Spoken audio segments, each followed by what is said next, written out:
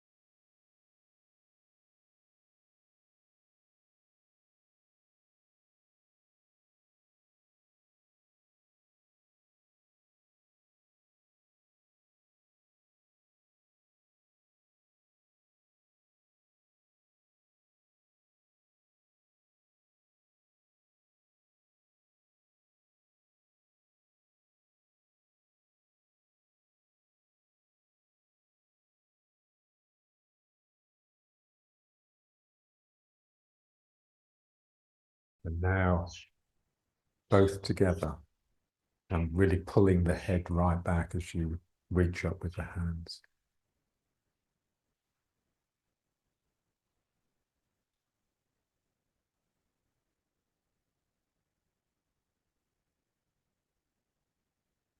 Then pushing the chin into the chest to look down.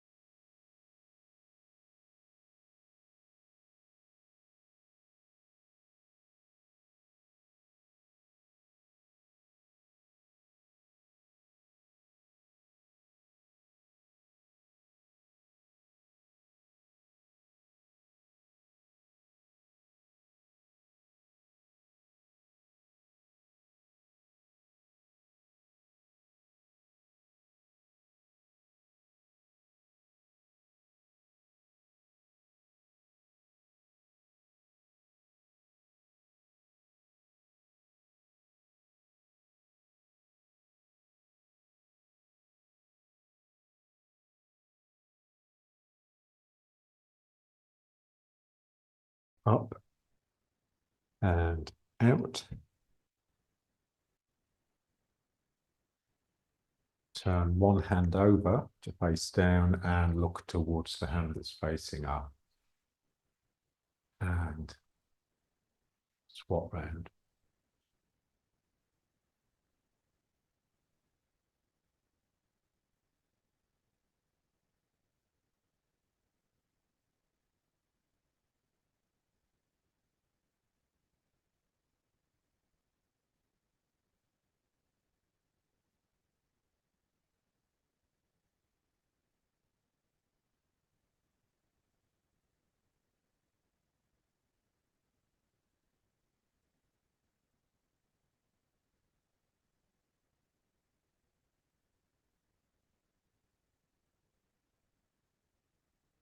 Trying to get the back hand facing up from underneath.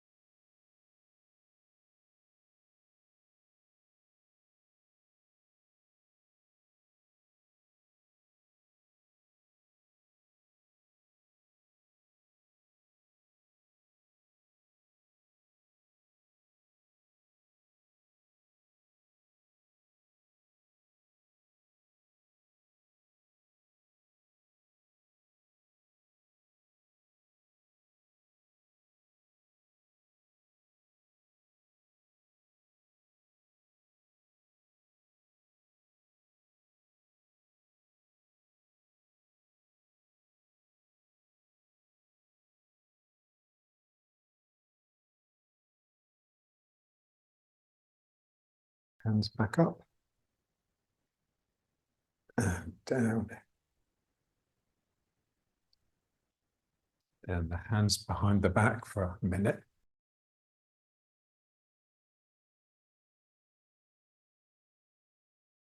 You can either hold the elbows or just clasp the hands together and stretch the arms out. Trying to get the thymus directing upwards.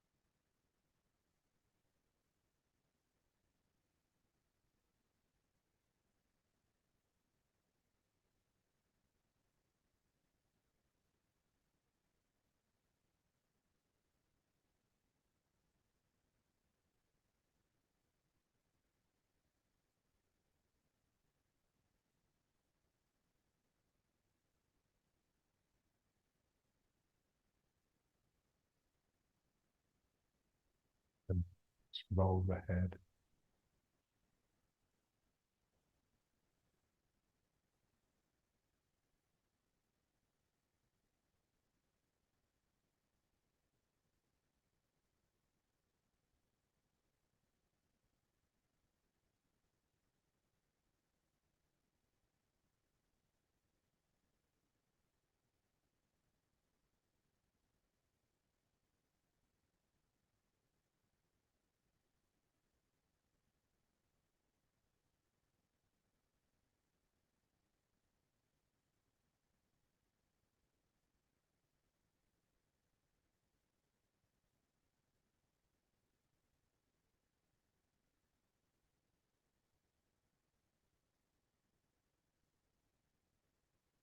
And then the other way.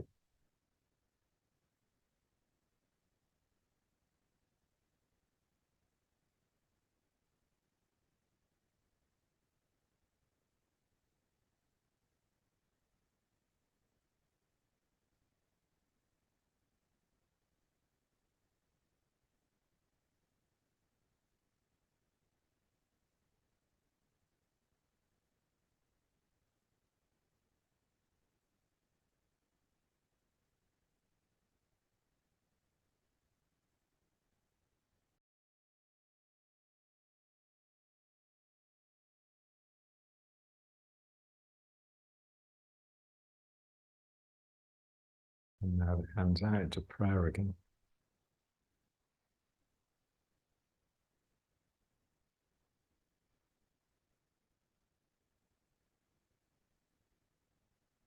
And now just rubbing the hands.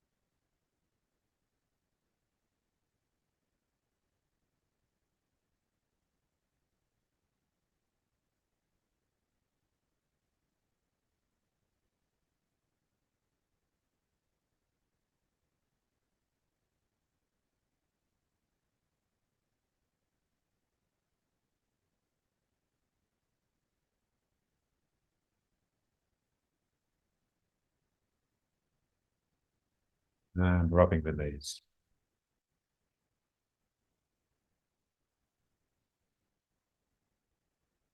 With this heaving action in the spine. Pulling forward with the belly, pulling back with the lower back. Your head is moving most of all.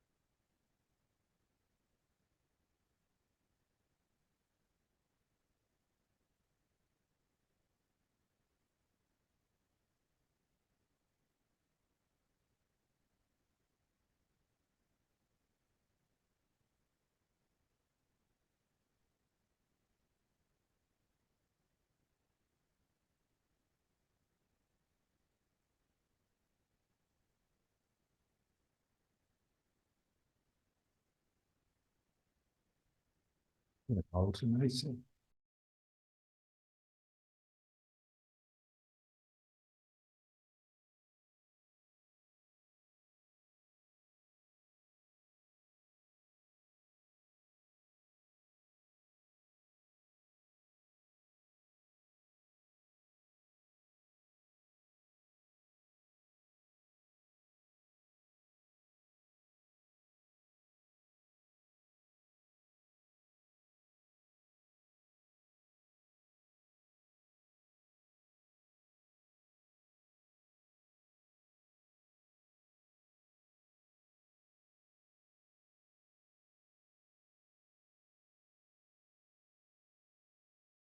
And just one knee.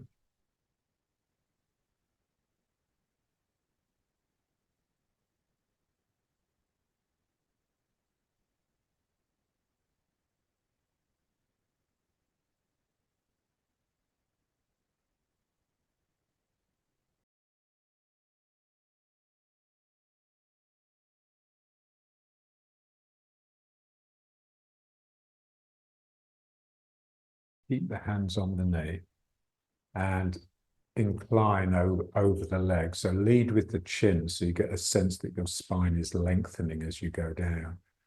We're using the arms to support the back.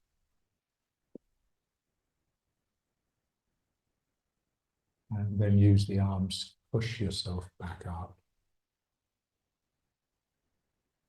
And then you can use the arms to pull yourself down.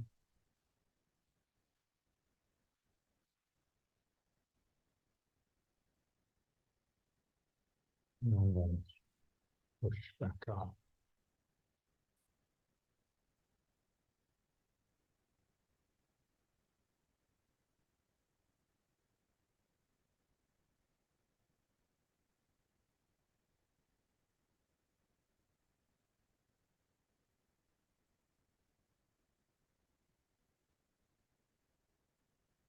One more.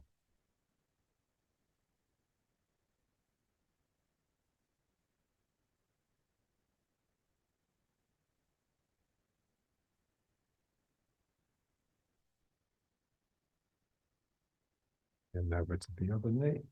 So rubbing it first.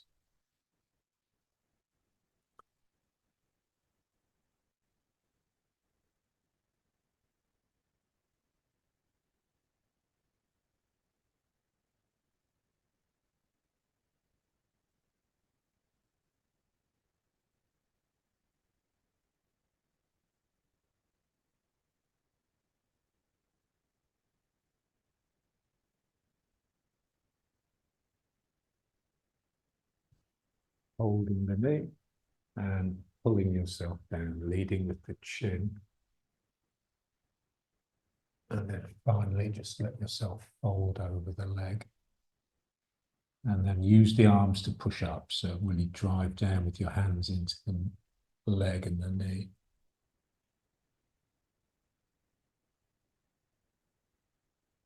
And pulling down with the arms.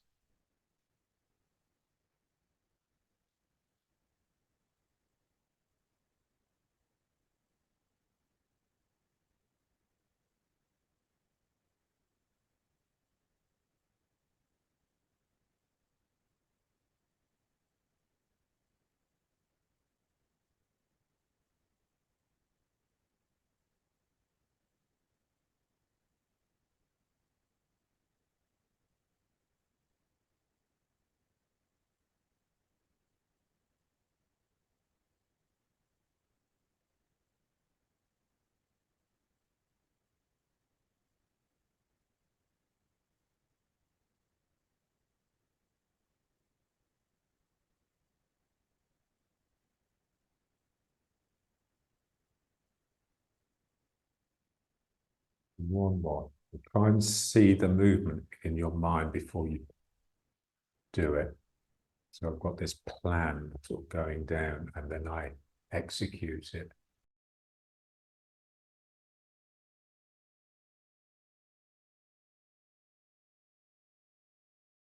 See the return, push down with the arms and let the body flow along that line that you've created with your mind.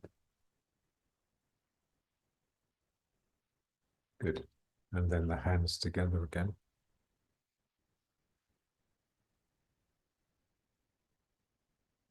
So the tip of the tongue on the roof of the mouth. So in prayer, you can imagine the middle fingers aligning your spine to the vertical, but also you can imagine the middle fingers with the tongue that's driving up into that central brain, into the hypothalamus, pituitary, pineal. So the tongue needs to be pulled back a bit.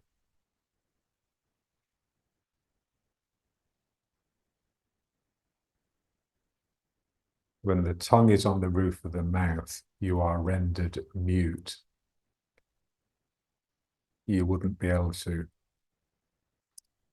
be intelligible verbally. It symbolizes quietness and aloof quietness. So we'd like the tip of the tongue on the roof of the mouth, not just to quieten our mouth, but to quieten our mind.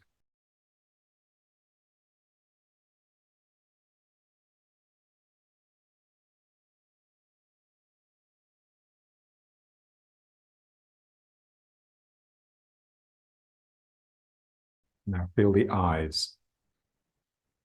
So what they say in yoga is let the eyes drift into the back of the head.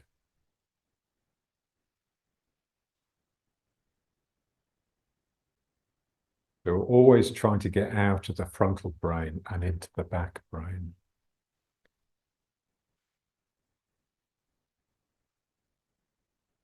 Tip of the tongue on the roof of the mouth and softening the eyes should help with that.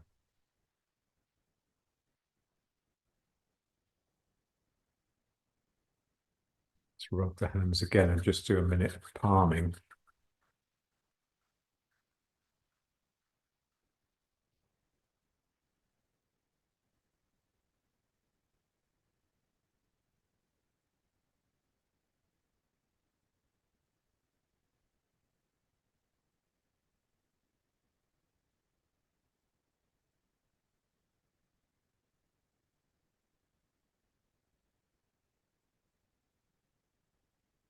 And the eyes, the hands over the eyes. So if you open your eyes underneath the hands, it should be totally dark. You don't want any light to come through.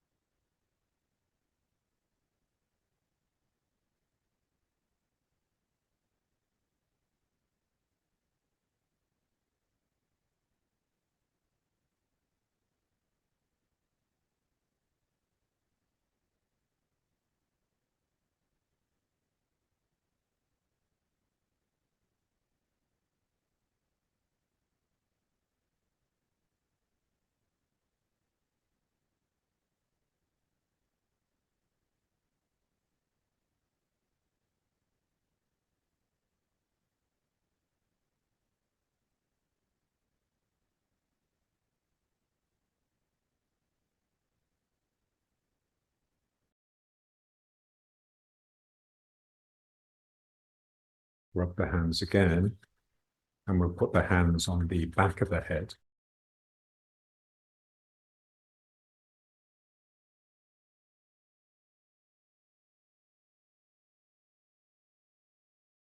So if your eyes were to sink back into the back of the skull, then that's where we're going to place the hands. Just the hands over the back of the head.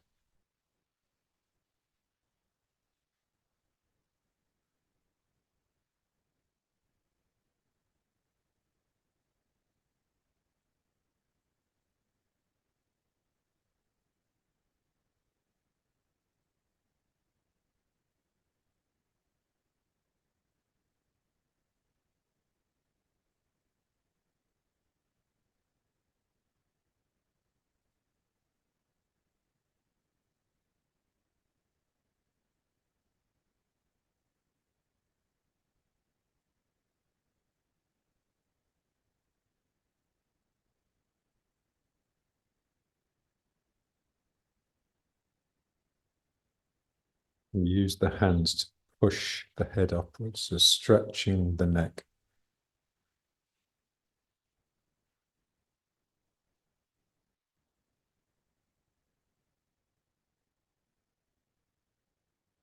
And that will help stretch the whole spine.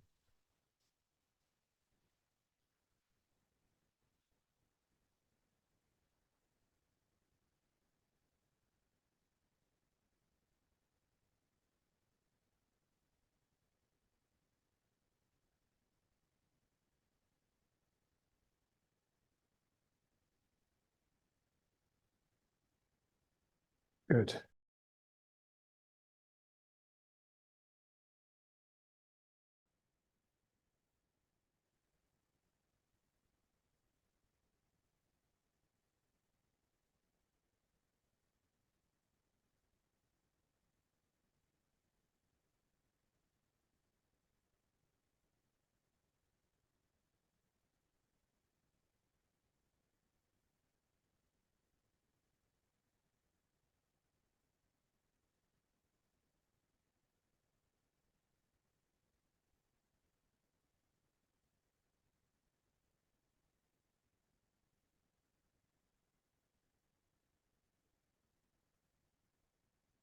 So it's getting into the hip joints and it's spreading the sacrum.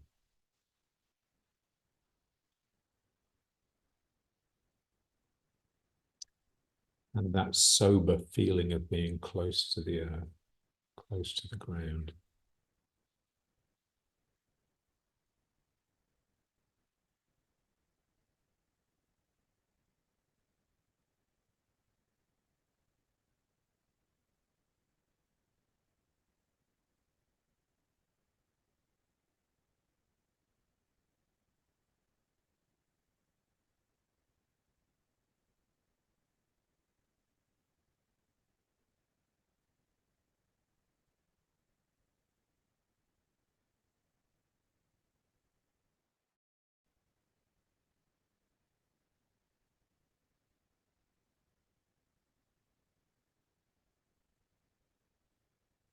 Hands on the ground and ease some weight forwards into the arms. Feel the arms filling up with strength to support you and the legs emptying.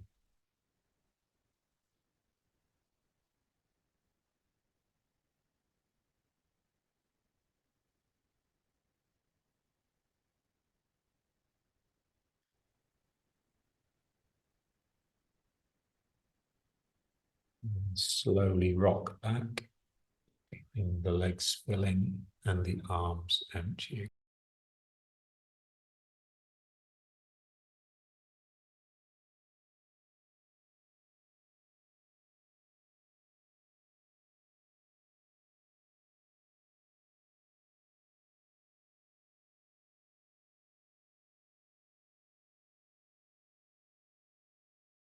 Forwards, slow.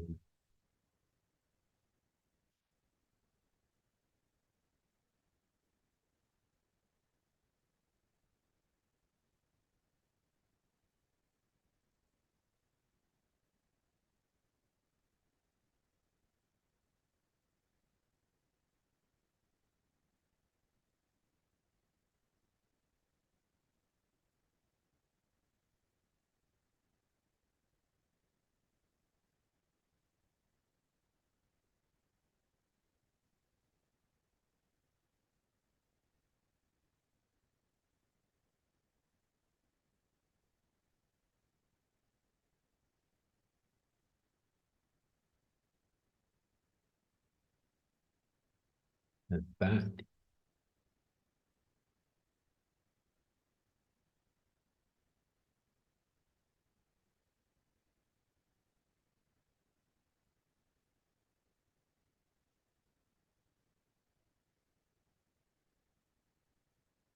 One more.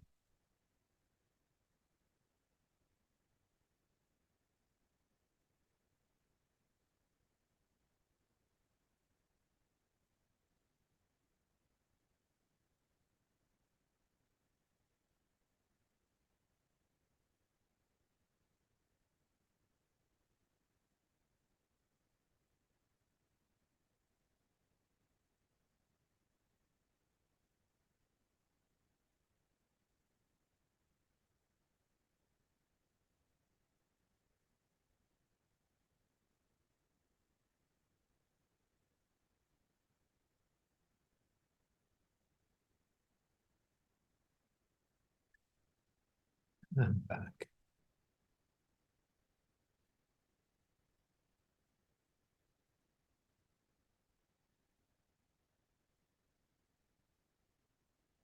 Stretching a leg.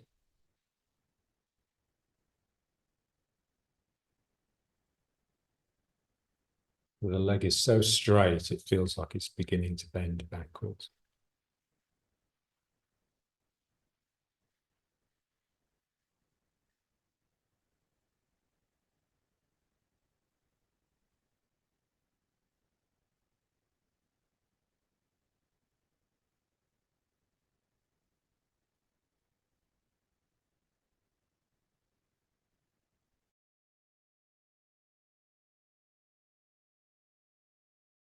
To the other leg.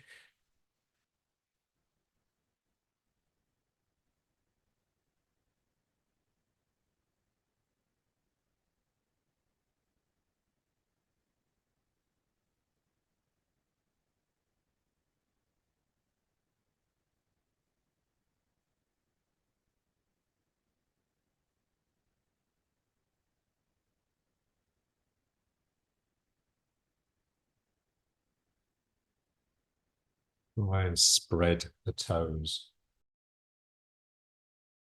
Space between each toe.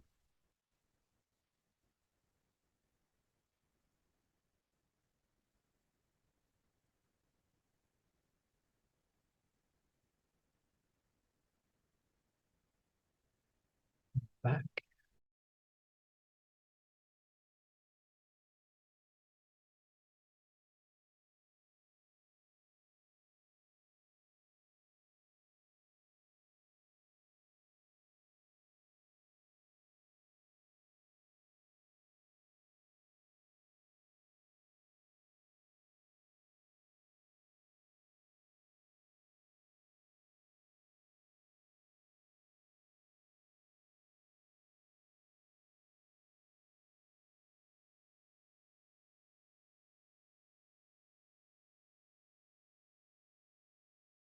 And the other side.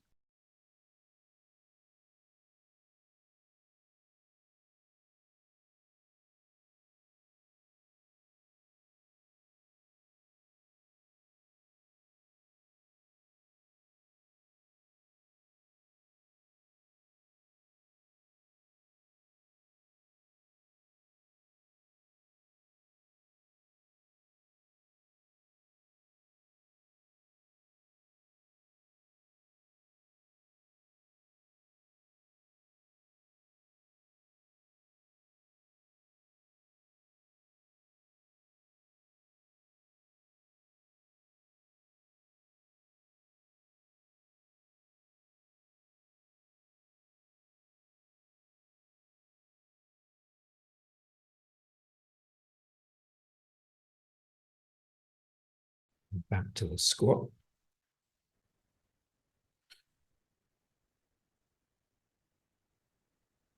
And now let's try the cycling.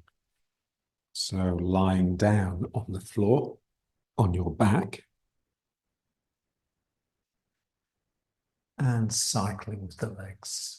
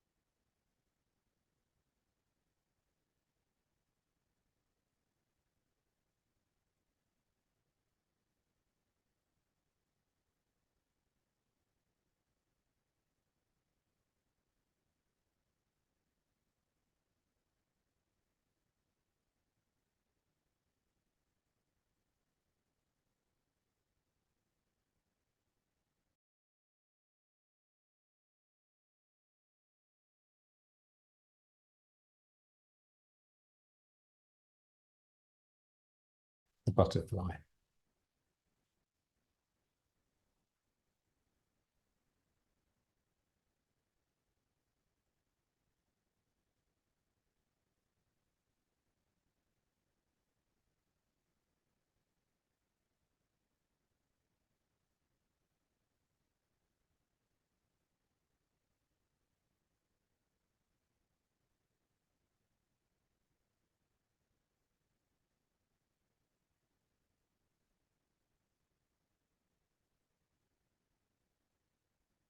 Trying to get the soles of the feet facing upwards, but the big toes touching.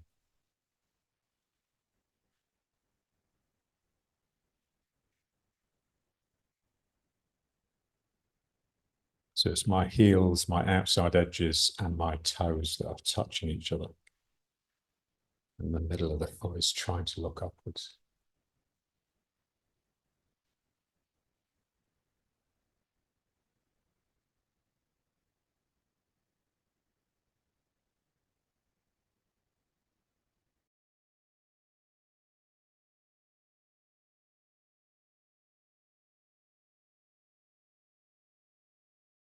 Into the sumo squat.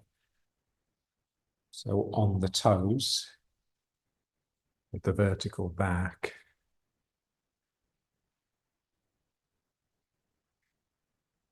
My feet are extensions of my sitting bones. So you can either have the hands in prayer or just the hands here on the knees. We want the proud upper chest.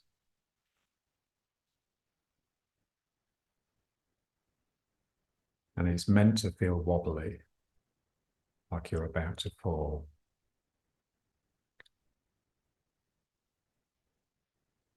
Tip of the tongue on the roof of the mouth, always. And really push down with your big toes.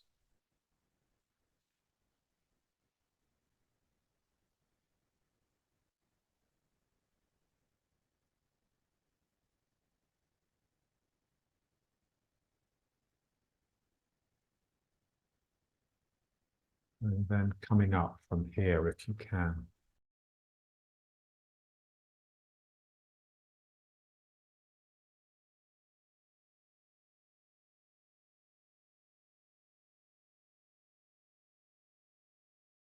Let's just from there try the heart qigong. So the feet quite close together. But the feet, the way we have them, with the big toes angling in a little bit and the little toes out. So I root with my big toes. My big toes are trying to bend at the first joint and press into the ground with the tips of the toes. And my little toes are trying to escape out to the side. So the big toes hooking down and pressing into the ground is very similar to the tip of the tongue that's pushing up into the roof of the mouth. They're both aspects of rooting.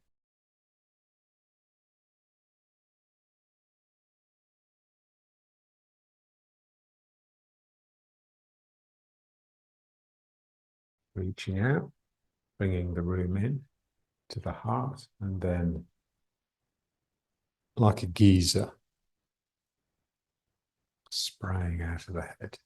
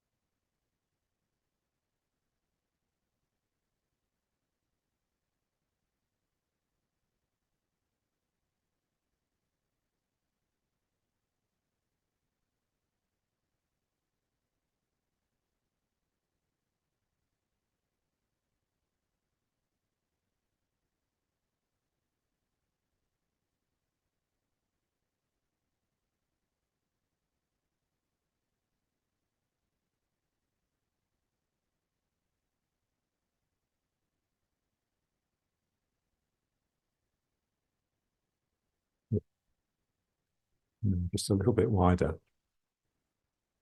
The same feet, big toes angling in slightly and really pressing down. Little toes trying to go out to the side. And now let's turn. So centrifugal, centripetal. My lightness is distributed outwards, and my sobriety, my heaviness is drawn inwards to the center. Gravity and levity.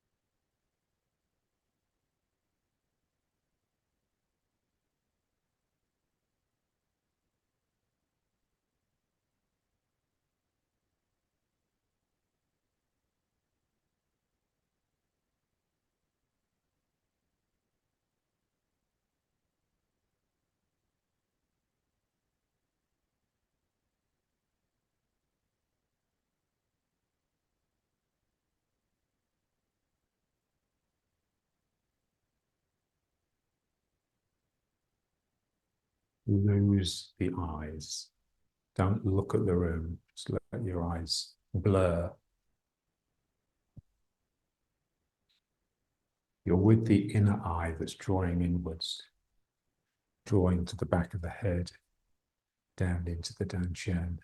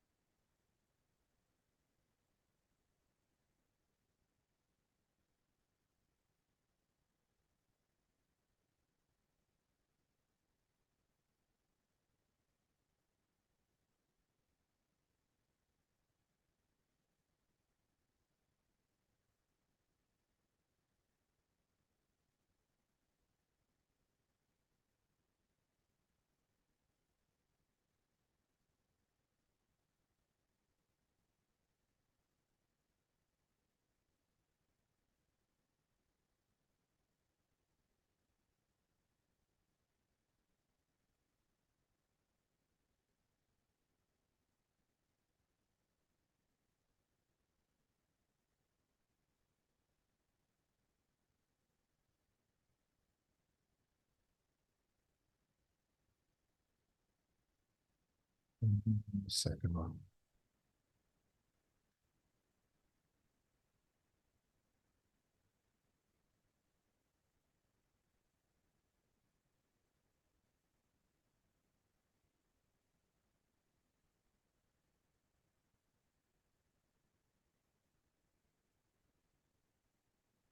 Make sure that the knee of the supporting leg doesn't collapse inwards. There's very much ward off in that leg.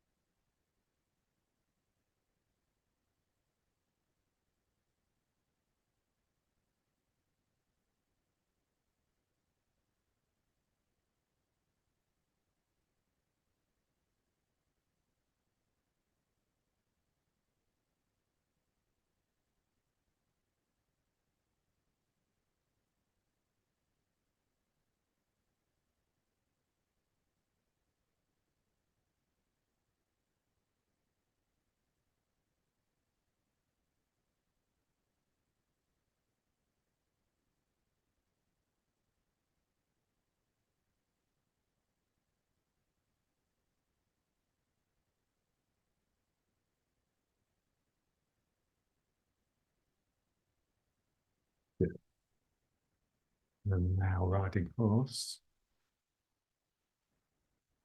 Same feet, big toes angling in a little bit, little toes out. So the toes are spreading as much as they possibly can.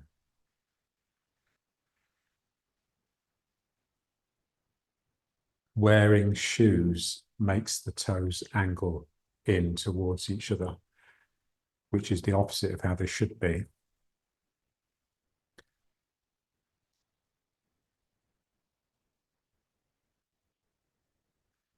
So the big toes bending at the first joint in order to press down.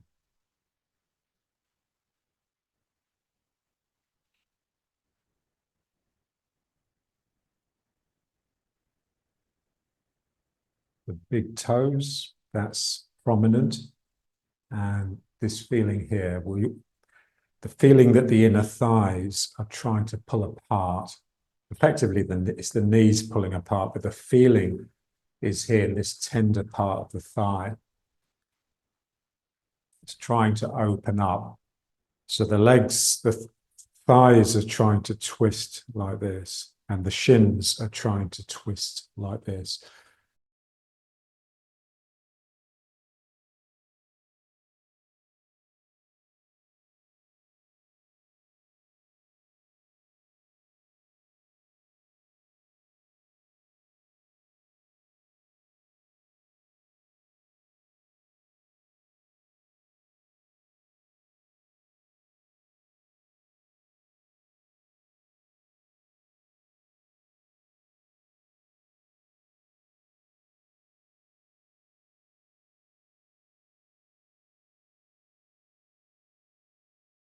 Gravity, feeling the flow down, the pull through the body,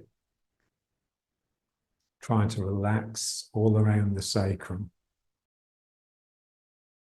These hip joints have to relax, the sacroiliacs have to relax.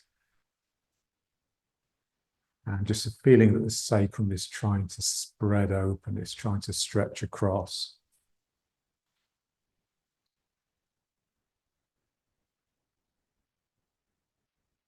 And the feeling that the sacrum, which is 5 fused vertebrae, is trying to separate and open up. There's something inside it that's coming alive.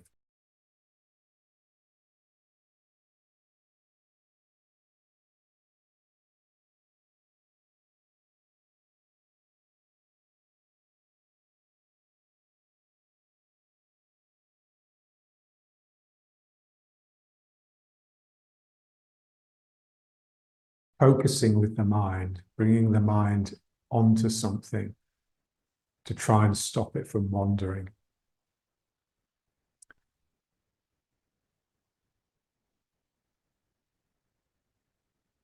The Chinese, they liken the mind, what we think of as the mind, the thinking mind, the worrying mind, the talking mind that's chatting all the time in the head, like a wild horse, that if you want to make use of it, you have to capture it, pull it in, and tether it.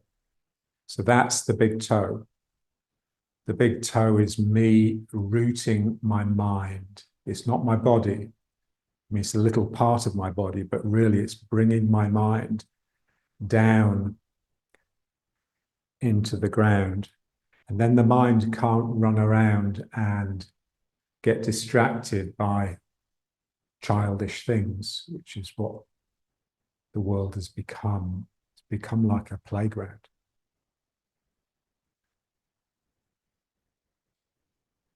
So the way we've become, we have these unruly, undisciplined minds, and we have these feeble, timid, domesticated, tamed spirits. And so we're just trying to reverse it. We're trying to bring the mind in and control it, discipline it, and bring energy into the spirit so that it can open out and show us the way, really.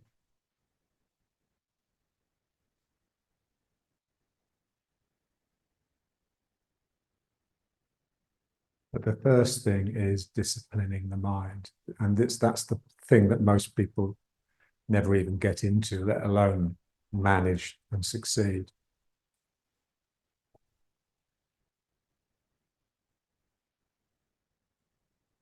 With the tip of the tongue, the roof of the mouth, and the big toes pressing down, they're very much part of this thing of just not letting your mind run away with itself, just keeping it under locks, really. Okay, so gravity is sinking. So the image of gravity for us is water. This feeling that there's a trickling, a flow down through the body.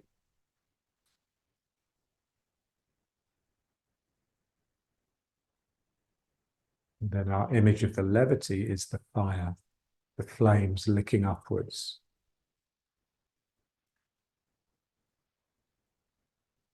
So my water sinks into earth and my flames lick into the air, without which they would be extinguished.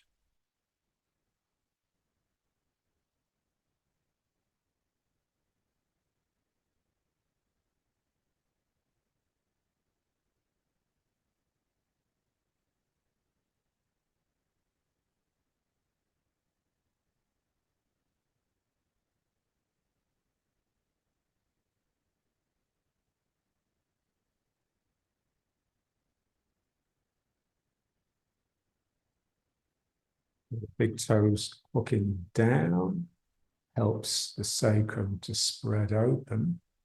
It's a bit like closing down the front in order to open the back, which is what we're trying to do all the time. And then the tip of the tongue and the roof of the mouth is like closing down the face, the front, and allowing the back to spread open. And the ward off in the arms, this feeling that the hands are trying to come together into prayer or whatever, is helping my back spread open.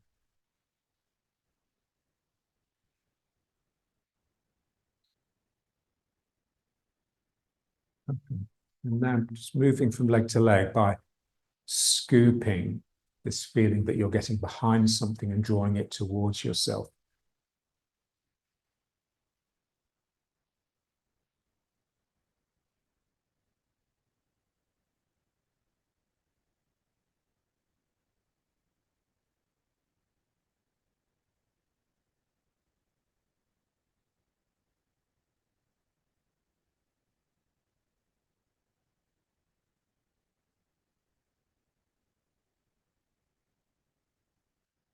If I sink into one leg, the other leg opens, empties, expands into a scoop, which starts me pulling back into it. So the emptying of the leg at the end includes an inevitable return.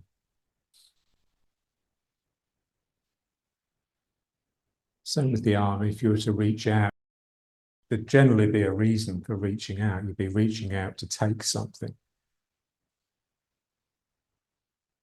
And rather than reaching out to snatch, you're reaching out and just bringing something in, into like a cuddle. Same with the legs.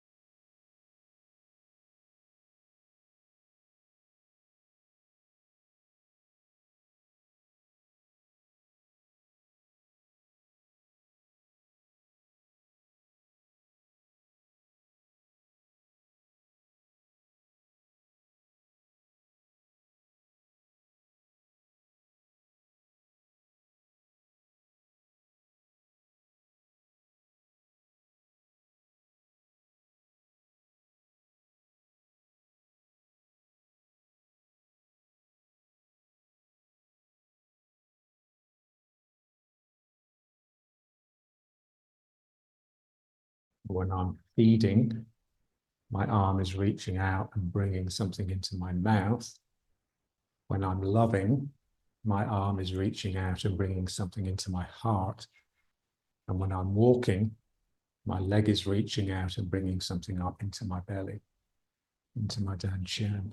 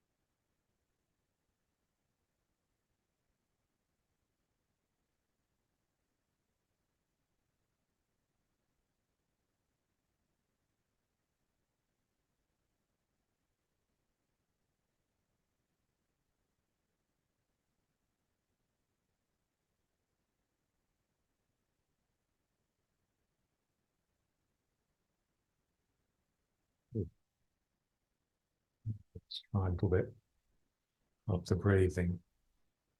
So here, just flexing the spine.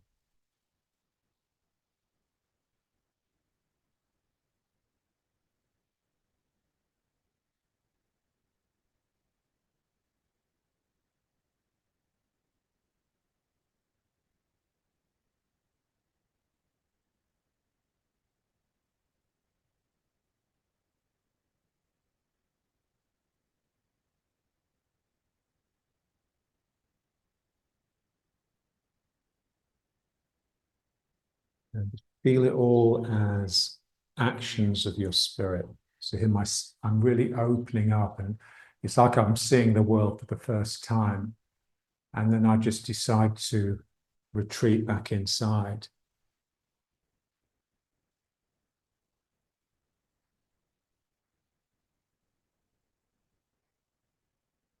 It's not the mind. The mind would get bored quite quickly and start wandering.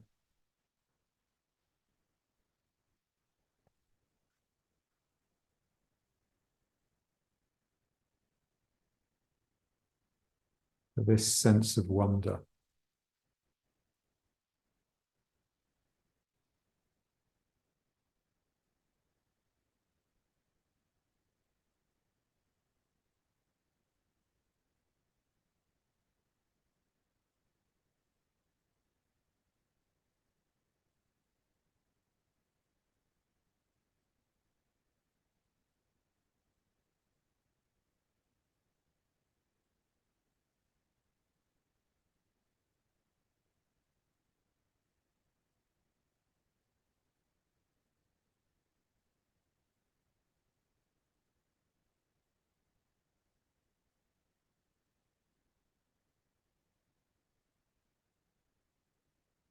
Your awareness, but very much not an awareness of the mind.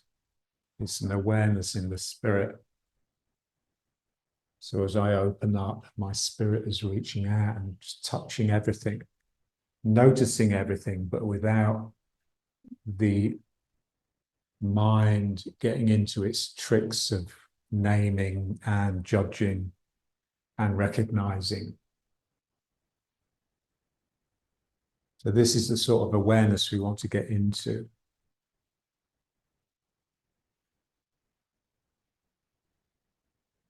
So awareness and spirit are really the same thing, especially the spirit that we work with, which is a very sort of gentle, feminine spirit, not that sort of macho, masculine spirit.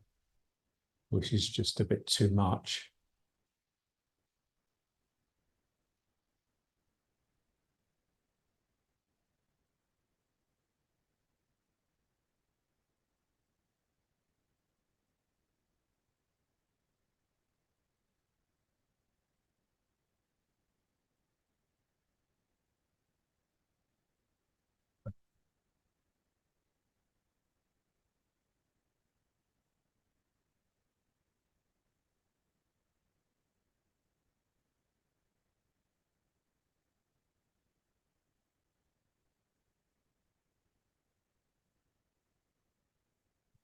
Right, so let's just settle again.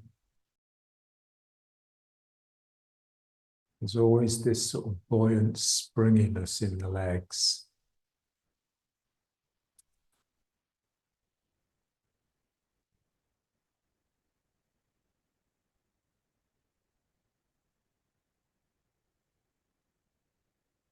So the main thing of Tai Chi, the thing really that distinguishes it from anything else, for me, is softness. The Tai Chi softness is only developed by doing Tai Chi.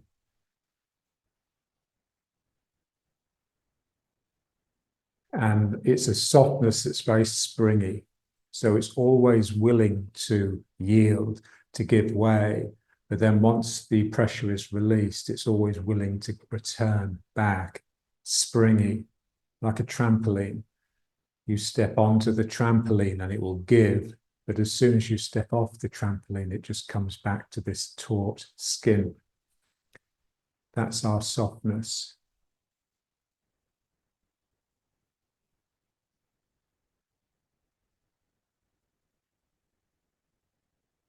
It's interesting. I remember John telling me that when Dr. Chi was living at his place in 1976 or 75, they were having an intensive, and during the break, Dr. Chi was just browsing through a copy of Iyengar's Light on Yoga, like a coffee table version that John used to have with these big pictures in. And John said to him, "What do you think?" And Dr. Chi said, "Oh," he said, "soft body, but hard mind." And that's, most softness is like that. So we want, it's like a give, it's just yielding. You know, you're yielding, you're giving way all the time, but it's sneaky. So you give way with one side and the other side sneaks around. It's like the amoeba again. You're enclosing your food. You're just one big mouth, really. So I'm sinking down, I'm melting down into the ground. It's no problem to go down.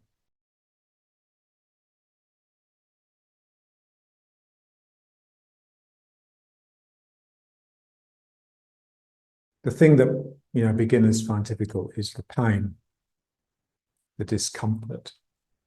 So what we're used to nowadays is expressing ourselves. We're used to expressing our displeasure with things. So when something gets uncomfortable and painful, then we'll complain. So just imagine like a dancer. Imagine the pain that a ballet dancer is going through as they're performing. Obviously, they can't afford to register that pain because then it will bring them out of the character that they're portraying. When they're dancing, they just have to express the emotions of the character that's doing the dance. They can't afford to start complaining about the pain. And that's the way we want to be. We're so much into what we're doing, the pain disappears. And the energy, the spirit just takes over. And it is very much like being like an actor being in character and refusing to come out of character.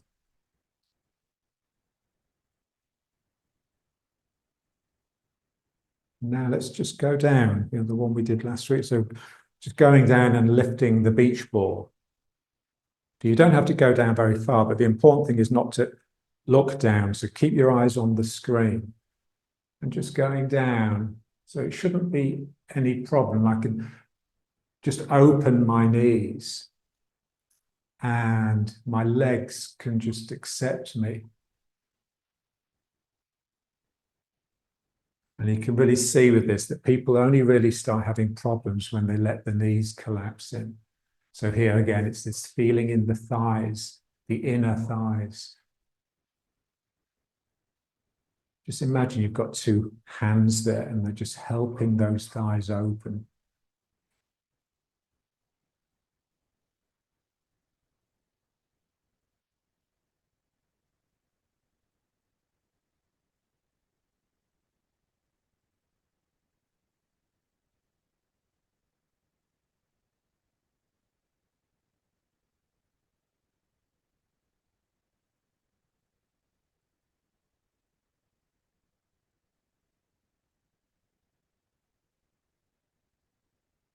And we lean forwards just enough to be able to get down without falling backwards.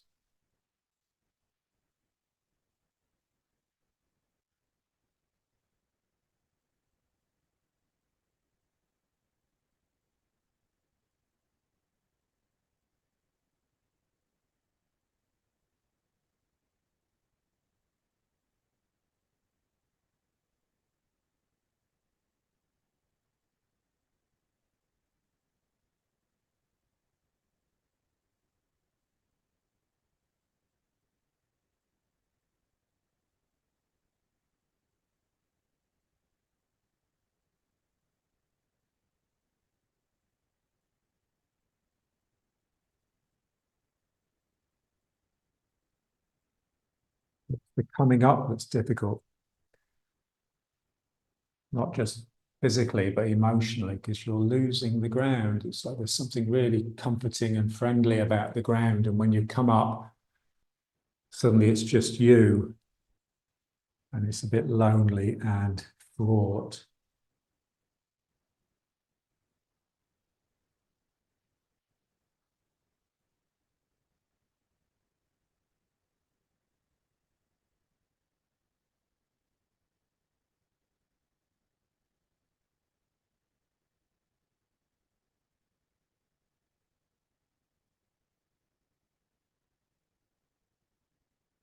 And then one more.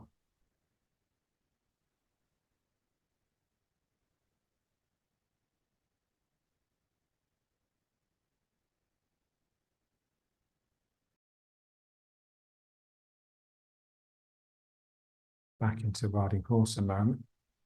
So sinking down.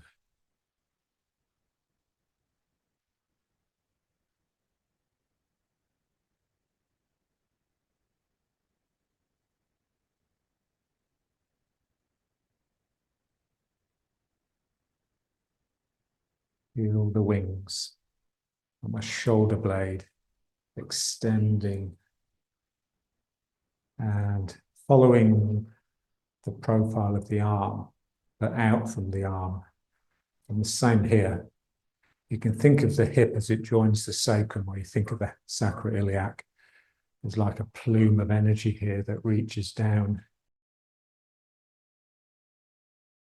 into the ground underneath the foot.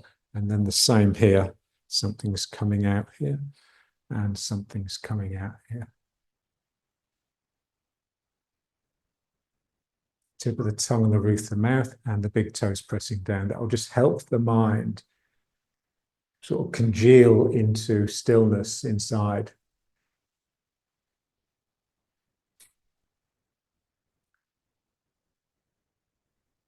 It's the mind that becomes still. Everything else becomes really active. Stop activity and return to stillness, and that stillness will be even more active. So something's drawing in all the time. And the big toe pressing down is helping this, which is sucking the energy of the earth up into my dantian.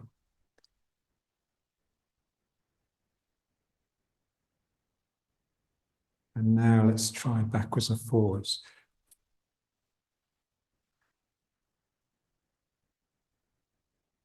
So here, let's try and feel the break in the hip. So the yielding in the hip. And my knee is going forwards and out. My knees are like the equivalent of the little toes, just that sort of curious and wanting to explore all the time. Whereas my hips are yielding inwards. So as my knees are trying to escape out, my hips are trying to pull in. So as I come forwards, my knees going out and forwards, but this is trying to come that way and back, which will naturally make me jackknife a little bit.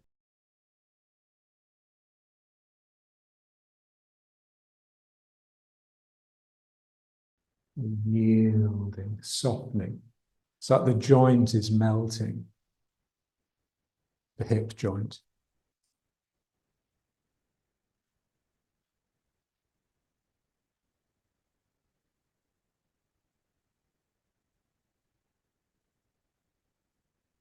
So the limiting factor to sinking is not really strength in the legs, it's openness in the groin and the hips and the sacroiliacs.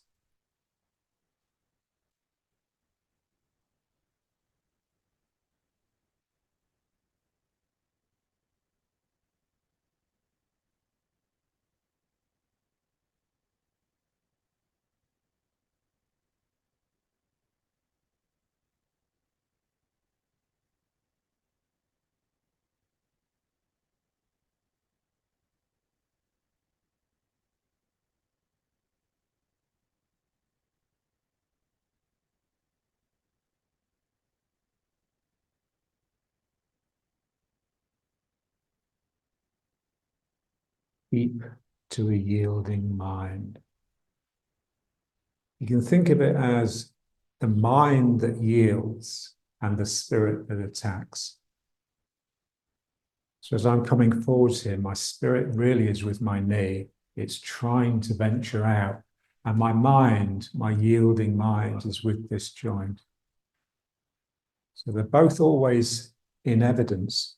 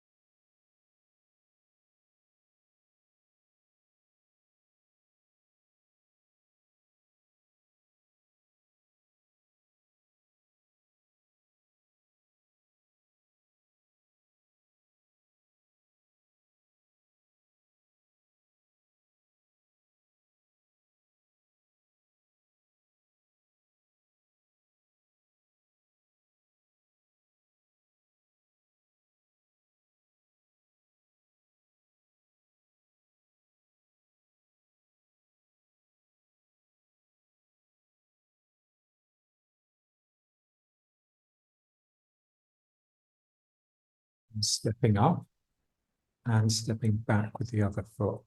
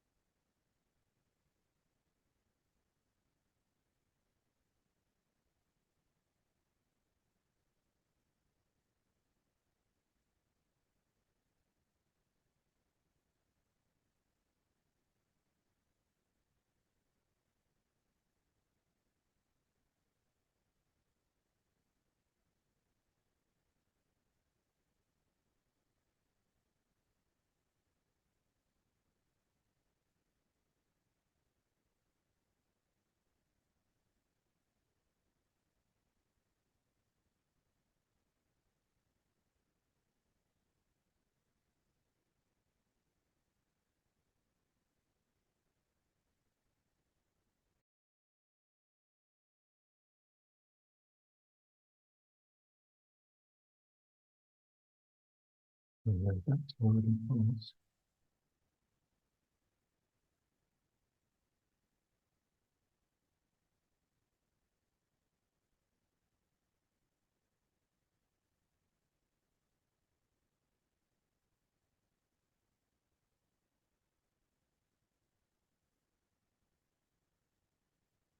Big toes angling down. You can work on that as you walk. You can also work on tip of the tongue and the roof of the mouth.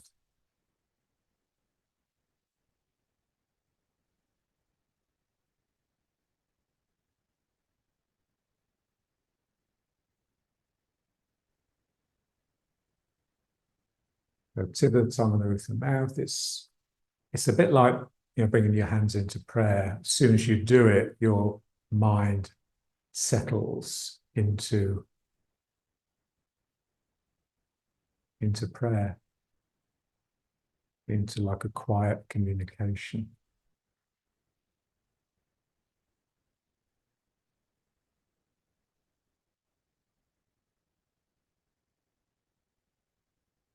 Now let's bring the feet up a bit and just try a little bit of this one.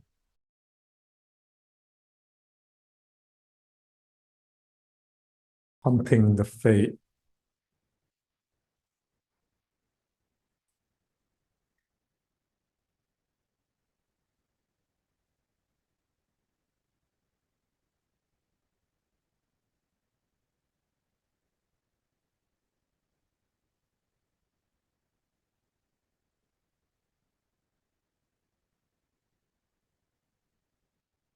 So we just start an exercise and then just see where it wants to take us. All that requires is that you can keep the mind quietly on the job.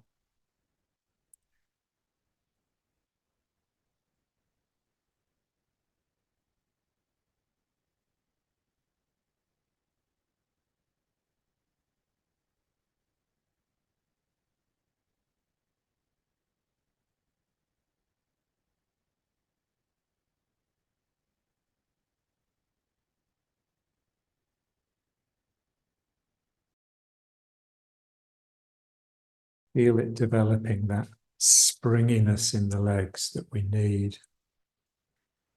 That springy strength is real strength. So it's not the ability to lift heavy weights, it's the ability to return energy, to yield and then fire back out. So as I yield, I'm not just giving way, I'm storing energy, which is then being returned on the next phase.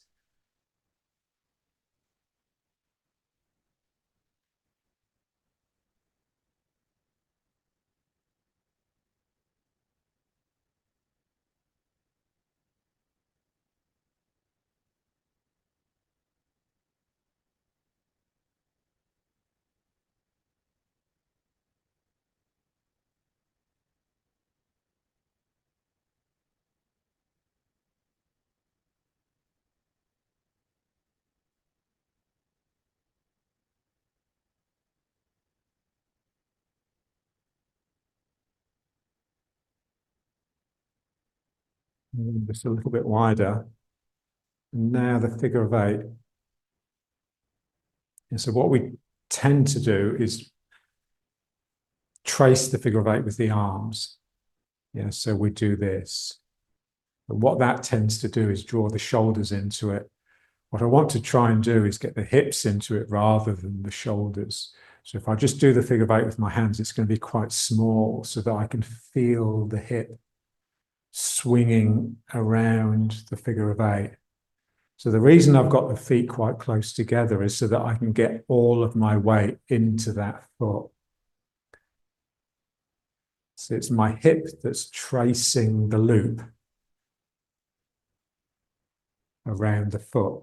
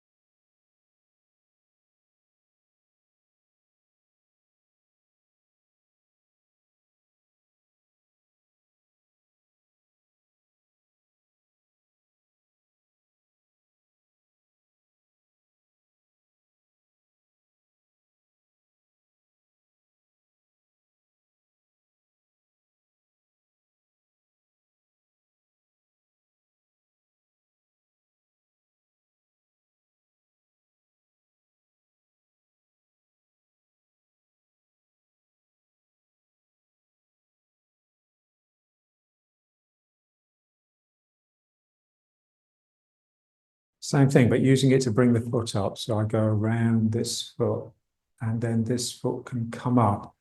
And I want the toes to be able to get up as high as the knee. And then I can step out. And now I circle around this foot with my hip as much as anything. And this foot comes up.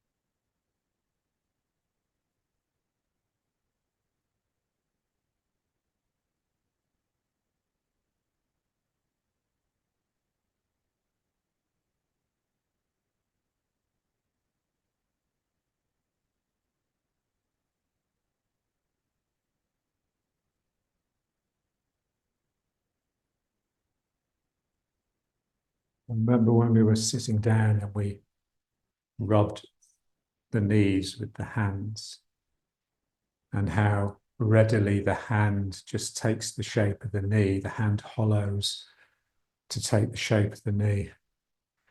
I want the feeling my foot can sort of do the same thing.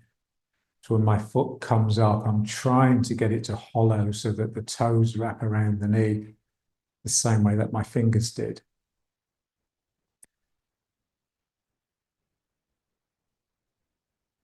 So imagine you're walking not on Brighton Beach, you know, the pebbles on Brighton Beach. So you're barefoot and your feet are just taking the shape of the pebbles. So the foot yields in order to take the shape of whatever it is it's standing on. This is the feeling. So we've ruined our feet with shoes and with the flat surfaces that we've made to walk upon. So here I just want my foot to be able to mold to whatever it is it's touching. And it is difficult because the foot is so not used to it, it tends to cramp up. And also you find the tendons on the top of the foot are really shortened.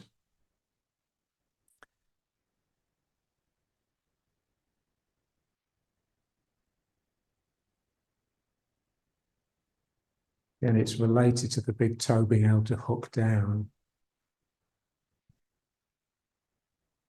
And that, again, is related to the ability to draw the mind in and just keep it under control.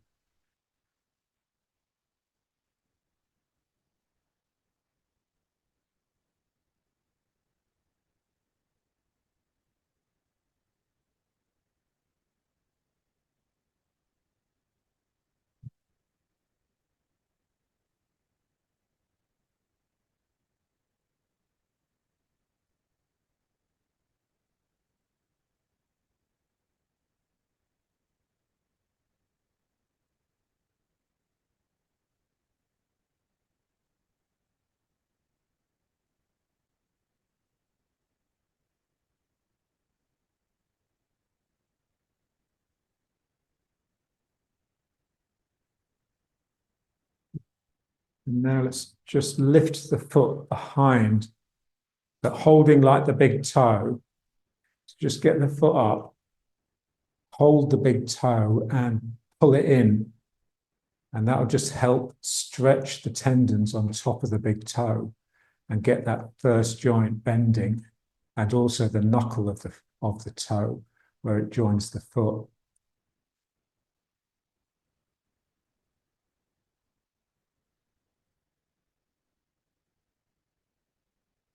So they need a lot of work. We've left it a bit late, but better late than never. It's things like this, you know, when you find something, you think, oh shit, I wish I'd started this when I was 4 years old. Those are the things that keep you young.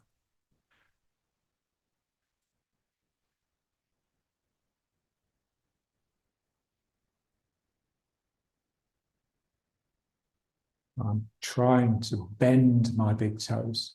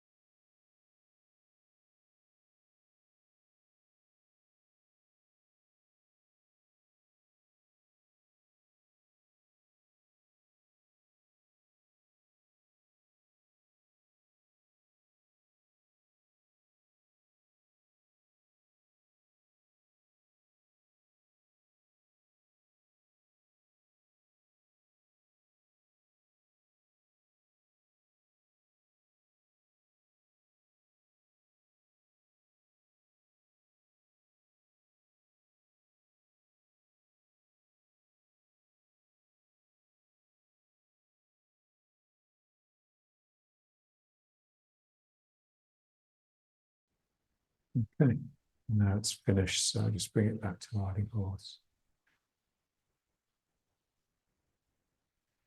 Heavy sacrum.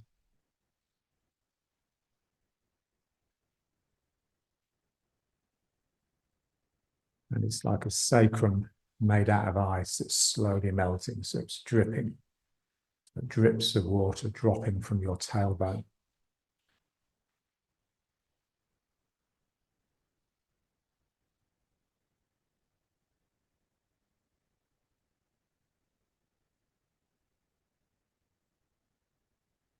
And the feet, big toes angling in, pressing down with the tips of the toes, little toes desperately trying to escape out to the sides. So the three parts of the foot that we need to pay most attention to: the heel, the big toe, especially the tip of the big toe rather than its pad, and the pad of the ball of the foot just behind the little toe. So we root through all of those places, but rooting with the big toe reels in the mind. And the toes trying to spread. Where I stay in Tel Aviv, upstairs, that's where Ty's best friend Lisa lives. And I'm sort of friendly with her mother, who's an artist. I like artists. And I was coming back from teaching in the park, and I had my Vibram 5-finger shoes on, and I bumped into her. She was on her way to Jerusalem to teach. And she saw my shoes, just, oh, wow, she says. And then she just looked at the shoes. She looked at me. She says, wow, spreading the toes opens the mind and the spirit. And she could just feel it. So this is another skill that we really need to cultivate: the ability to look at something and become it, to feel what it's like to be like that. Then you can get inspiration everywhere. You can just see someone that just moves beautifully or has some real skill and just soak it up. So sensitivity, but it requires also an openness. You have to be open enough to notice these things.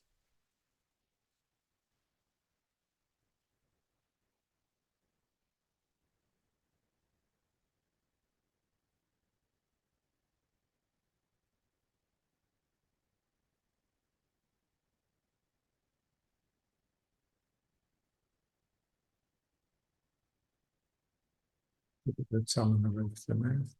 And just this feeling of separating. There's part of my mind that's with the sinking. Yeah, so that's the part that's very much reeled in and under control. And there's another part of my mind, which we call spirit, which is with the rising. And I want that to go out everywhere.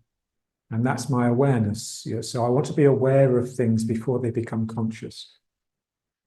And so my energy has already got to places before I brought it into my mind. So if you can think of it as consciousness being of the mind and awareness being of the spirit.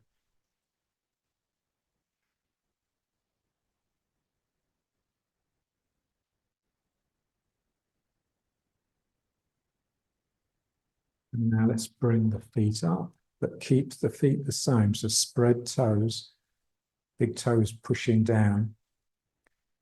And again, even though we've closed the legs, this feeling that someone is trying to pull my legs open.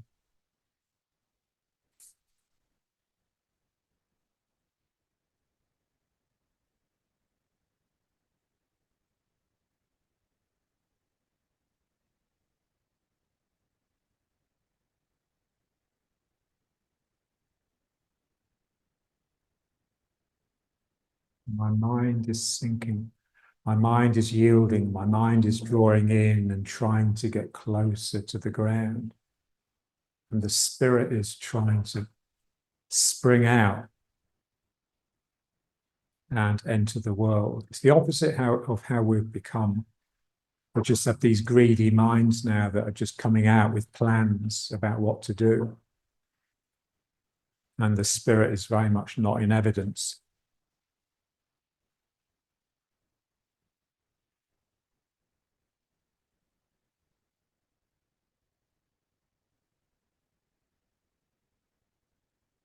Okay, so let's close it down.